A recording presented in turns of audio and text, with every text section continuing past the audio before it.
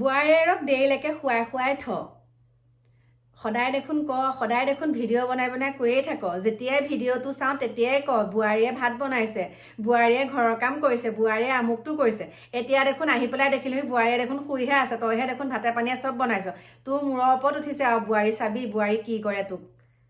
এইবিলাক কথা এগৰাকী মানুহে আজি আহি আমাৰ ঘৰত কৈছেহি, আৰু সেই মানুহগৰাকীক মই কি উত্তৰ দিলোঁ আপোনালোকে ভিডিঅ'টো চাওক।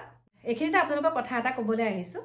আমাৰ ঘৰলৈ শালমৰা ফুলগুৰিৰ ওচৰত, আৰু ফুলগুৰিৰ 4জন যুৱক আহিছিলে আমাৰ ঘৰলৈ।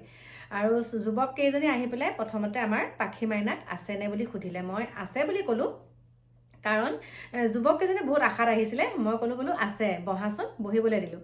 তাৰপিছতে তাৰ 15 মিনিটমানৰ আগতে আমাৰ সম্পৰ্কীয় এগৰাকী বাইদেউ আহিছিলে আমাৰ ঘৰলৈ। তাৰপিছত বাইদেউ আহি পেলাই কৈছে, তই যে ভাত বনাই আছ, বোৱাৰী নাই নেকি? তাৰপিছত মই বোলো বোৱাৰী আছে, অকণমান কাম এটাত চকলাঘাটৰ ফালে গৈছে দেই। আৰু কি জানানে, কেতিয়াবা বোৱাৰীগৰাকীক ছেভ কৰিবলৈ গৈ পেলাই কেতিয়াবা কি হয়, মিছা কথা মাতিব লগা হয়। মই ভুল কৰিলোঁ নে শুদ্ধ ক'লোঁ সেইটো আপোনালোকে ক'ব। তাৰপিছতে কৈছে, হেৰি নহয়, তই আকৌ কৈ থাক যে ভিডিঅ'বিলাকত, শুনিব হা, তই যে আকৌ কৈ থাক ভিডিঅ'বিলাকত তোৰ বোৱাৰীয়ে ভাত পানী সকলো বনাই, এতিয়া দেখোন তইহে বনোৱা দেখিলোঁ। কথা কোৱাৰ হেৰিটো অলপ বেলেগ। এতিয়া দেখোন ভাত পানী তইহে বনাই আছ, বোৱাৰী যদি নায়েই একেবাৰে কি। মই ক'লোঁ আৰু অকণমান কিবা এটা কামত তালৈকে গৈছে বুলি ক'লোঁ আৰু চকলাঘাটৰ ফালে।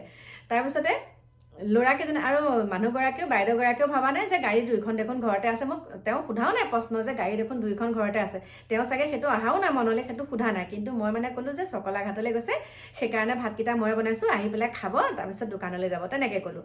আৰু বাইদেউগৰাকীক মই পাকঘৰতে বহিবলৈ দিলোঁ। তেনেকুৱাতে বেল বজাওঁতে মই ওলাই গ'লোঁ। ওলাই যাওঁতে সেই 4জন যুৱক আহিলে। বোলে পাখিবা আছেনে মা?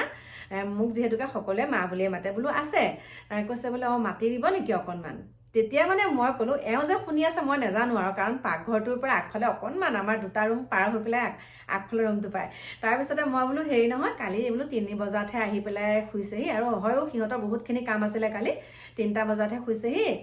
হেৰি কৰিবা, কি কাম আছে মোকে কোৱা, মই কৈ দিম। আৰু যদিহে তোমালোকে বোলো বাৰ সৈতে ভালকৈ কথা পাতিবলৈ মন, তেনেহ'লে তোমালোকে দোকানতে যাবা, তাতে ধুনীয়াকৈ পাতি ল'ব পাৰিবা। তাৰপিছত কৈছে আৰু আমাৰ মাইনাৰ মোহিনী ভাও এটাৰ কাৰণে তেওঁলোকে ক'বলৈ আহিছিলে।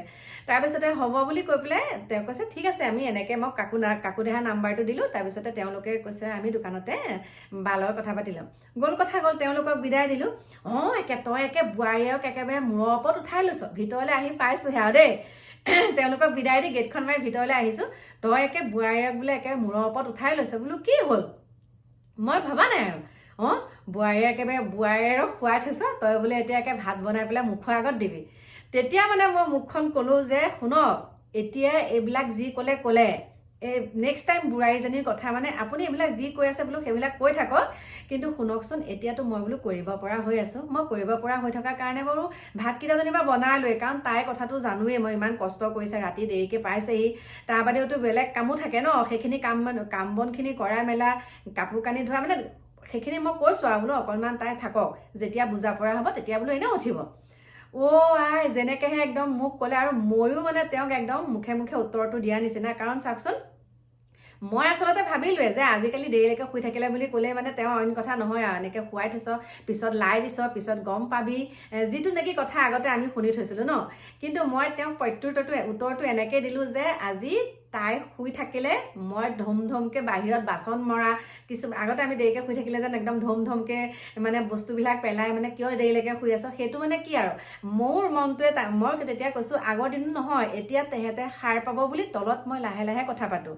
যেনেকৈ কেঁচুৱা ল'ৰা ছোৱালী এটা শুৱাই থ'লে সাৰ পাব বুলি ডাঙৰ শব্দ এটা হ'বলৈ নিদিওঁ, ঠিক তেনেকৈ তাইহঁতে শুই থাকিলে বোলো মই ডাঙৰকৈ শব্দ ক'বলৈ নিদিওঁ, শুই থাকক, ভাগৰটো মাৰক। মই তেনেকৈ ক'লোঁ, যি কৰ আৰু পিছত গম পাবি আৰু আমুক তামুক, বোলো পিছৰ কথা পিছত, কিন্তু এতিয়া আপুনি কিয় তেনেকৈ কথা কৈছে, শুই থাকক বোলো। এতিয়া মই ভাত পানীকেইটা বনাই আজৰি হৈ থাকিম, তাৰপিছত ভাত পানী খাই বোলো সিহঁত দোকানলৈ যাব, অকণমানতো সকাহ পাব হয়। সিহঁতনো বয়স কিমান হৈছে, বয়স যিমানেই নহওক তথাপিতো মোৰ মনটোৱে সেইটো নকয়। মই নিজেই বনাই কৰি খুৱাই এতিয়া পঠিয়াই দিলোঁ, কাকুহঁতক গ'লগৈ। সিহঁত যোৱাৰ পিছত কথাকেইটা কৈছোঁ, কাৰণ সিহঁতক ক'লে আকৌ মনতে দুখ পাব নহয়, সেইকাৰণে মই ক'লোঁ। আৰু যোৱাৰ সময়ত কি কৈছে গম পাইছেনে, কাকু দেখাই, যিহেতুকে আমাৰ কাকুহঁতৰ দোকানত বহুত সুন্দৰ সুন্দৰ আনিছে কাপোৰ, কৈছে মাই ডাঙৰ কাপোৰখিনি গুচি যাবগৈ, আজি গৈ পেলাই লৈ আহিবাগে বুলি কৈছে গতিকে মই এতিয়া যাম কাকু দাহঁতৰ দোকানলৈ আৰু সেই মানুহগৰাকীক পঠিয়াই দিয়াটো চাহ তাহ খুৱাই পঠিয়াই দিলোঁ বোলো নেক্সট টাইম এইবিলাক বোৱাৰীৰ কথা মোৰ আগত নক'ব মই ভাল নাপাওঁ তেনেকৈ কৈ পঠিয়াই দিলোঁ আৰু তেওঁ দুগৰাকী বোৱাৰী আছে কিন্তু তেওঁ বোৱাৰী দুগৰাকী বৰ্তমান মানে কি কৰে গম পাইছেনে এইবিলাক যে হিংসা ভাৱ ধৰে যে তেওঁ বোৱাৰী দুগৰাকীৰ লগত নাথাকি অকলে খাইছে কিন্তু তেওঁ কিন্তু মানে কি বুলি ক'ম আৰু মিলিবই নোৱাৰিলে এইবিলাক কাৰণেতো মিলিব নোৱাৰিলে এৰা ধৰাৰ মাজেৰে ঘৰৰ মানুহখিনি থাকিব লাগিব ন আৰু এগৰাকী খুৰীক আগতে মই এনেকৈ পঠিয়াই দিছোঁ আমাৰ ঘৰৰ পৰা মানে এই বোৱাৰীক এতিয়ালৈকেহে শুৱাই থৈছ চোতালখন তইহে সাৰ সেইবিলাক কথা চোতালখন তইহে সাৰ জপাই দিব নোৱাৰ নেকি চোতালখন সাৰিবলৈ তাইক ক'বলৈ নোৱাৰ নেকি মানে এনেকুৱা ধৰণৰ কথা আৰে মই যেতিয়া ঘৰত নাথাকিম তেতিয়া সেইখিনি কাম কৰাটো বেলেগ কথা এতিয়া মই আছোঁ মই কৰিব পৰা হৈ আছোঁ কৰি থাকিম কৰিব পৰালৈকে হয়নে গতিকে সেয়াই মোৰ মনৰ কথাখিনি আপোনালোকক ক'লোঁ বাকী এতিয়া সুন্দৰকৈ ওলাই কৰি কাকু দাহঁতৰ দোকানত আপোনালোকক লগ পাই আছোঁ